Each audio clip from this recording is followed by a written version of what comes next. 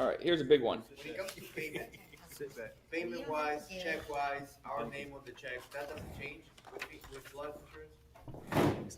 See, you think we met before and I coordinated you and said, hey, ask this question, at 11:40 a.m. So, perfect segue. How do you get paid? Exactly. So, yeah. I saw the last section here, it says payment, so I was like, Yeah. This does that work the same? Is it different? It's completely different. So that's what the handout is about that we're going to go over on how to make sure you're getting paid. So with a regular insurance company, you send in your notice of representation, right? And part of that notice of representation says you're to be included on any drafts or checks or whatever settlement funds that get issued. And for the most part, in every state, the insurance companies will abide by that. You have some pushback with some carriers, but for the most part, they honor that agreement and they include your name on any drafts that get issued. NFIP, not so much. Okay. Again, it's different laws, different rules of the road. So there is a way to get yourself included on the check, but you have to make sure it follows in compliance with this handout we're going to go over. So, Certificate of Assignment of Claims Interest made pursuant to the Assignment of Claims Act, 31 U.S.C.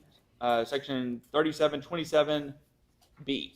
All right, so you have to have this form prepared, notarized, witnessed by 2 witnesses, sent in to NFIP to get your name on the check. But something you have to do to make sure that it gets on the check is, let's read through this language and it'll become apparent. It says, before me, the undersigned notary on this day personally appeared blank. That would be the name of the insured. The assigner of this certificate of assignment, a person whose identity is known to me. After I administered an oath to an affiant testified as follows. I, Joe Smith, insured party in interest hereby filed a claim for coverage under the National Flood Insurance Program and was assigned claim number blank for my losses sustained from Hurricane Ida in 2021. My claim has been accepted and the undisputed amount owed has been determined to be blank. I do hereby freely and voluntarily assign a blank portion of my claim. This is where you'd write in a percentage or whatever monetary dollar value it would be. For services performed in connection to the adjustment and handling of the loss. I hereby request that blank be included, this would be the name of the PA firm, as an additional payee on any and all checks issued on the above referenced claim number in accordance with this assignment made pursuant to the Assignment of Claims Act 31 U.S.C. Insured signs it, prints name, signature, date, the notary notarizes it, and it's witnessed by 2 different people. Okay? That's what you have to do under the Assignment of Claims Act to get your name on the check. Now, in reading it, it's a assignment that's occurring post-acceptance or post-approval of an amount, right? Because you have to write in, my claim has been accepted and the amount is X. So that means you have to submit that after you know. You can't necessarily submit this on the front end and be blank, where you don't know how much has been accepted or denied yet, right? So you can't make this assignment before you're entitled to the money. You have to make this assignment after you're entitled to the money, after the insurance company issues that estimate, right? After they issue the estimate, but before they issue the check. So it's a pretty small window of opportunity in which to get your name included on the check. To do that, what I would recommend you do is on your contract you sign with the insured, on the front end, assigning you your percentage or your however you're getting paid on the claim, as part of that original contract with the insured, I would put a line in there and have them initial it that the insured agrees they will execute a certificate of assignment of claim once the claim amount is approved. Okay? That way, you're getting them to agree that they're going to execute this document on the front end, right? And then you can, once you have the numbers, you can get it executed and get it submitted. Now, what happens if you don't get your name included on the check? It doesn't mean they don't owe you anything, right? You still have a contract with them. Yeah. You still have a contract. You can still enforce the contract. You can still file suit against them. if you want to. But collecting payments can be a lot more difficult if your name's not on the check, right? Yeah.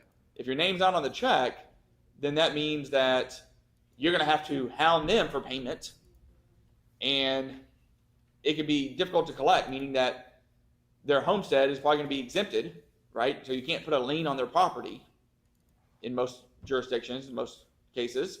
So you're going to be filing suit against them, hoping that they have some money that you can garnish or collect after you prevail, after you get a judgment. Okay, and so hopefully there's some way you can go collect. If it's a small amount, maybe you can. But if it's, $25,000 they owe you, because you got policy limits paid on it for the dwelling, getting $25,000 out of a homeowner that maybe doesn't have the money, he's already expended it and built their house back, could be difficult. So you just need to keep that in mind.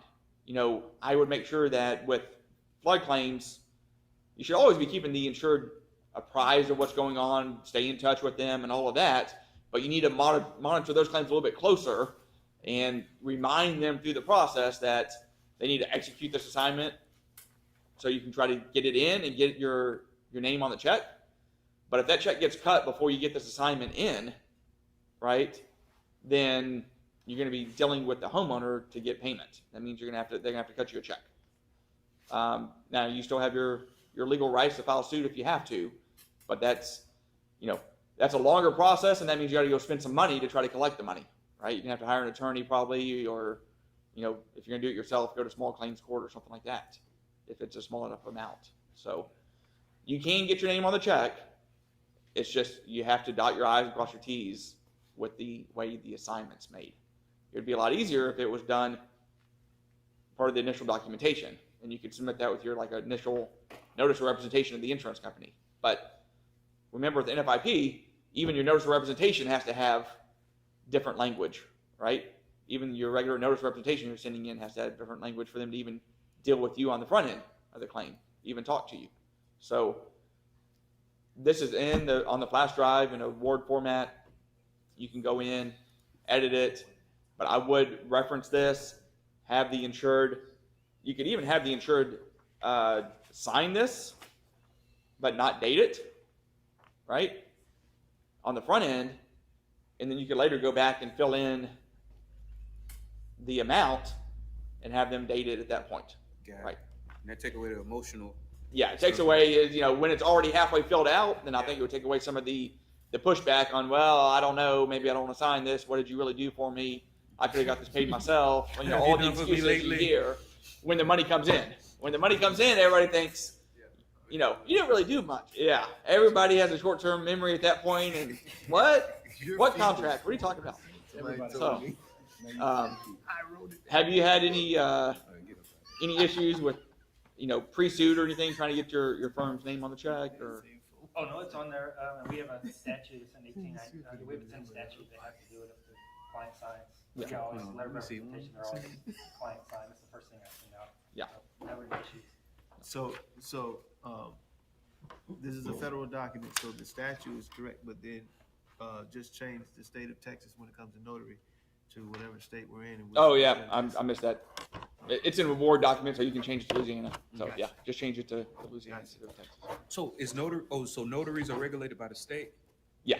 Oh, so you got to get notarized in whatever state. No, you can get it notarized anywhere, but usually the notary is going to be in the state where you're, So someone could be a Florida notary and come over here and notarize documents. They could. I mean, some states now are doing, remote notary where, the notary's not even physically there. You just kind of hold up your ID to the camera and stuff like that over like Zoom or something, and they'll notarize the document and send it back to you. So you can have, a notary that's going to be in a different state. Okay. If you're physically in a different state, if it's being done in accordance with the law that allows for remote, then that's one thing. If it's not being done under accordance with that law, then if you're getting something notarized, you should be there in front of the notary. And so usually it's going to be the state that the loss was in, because you're going to be there also.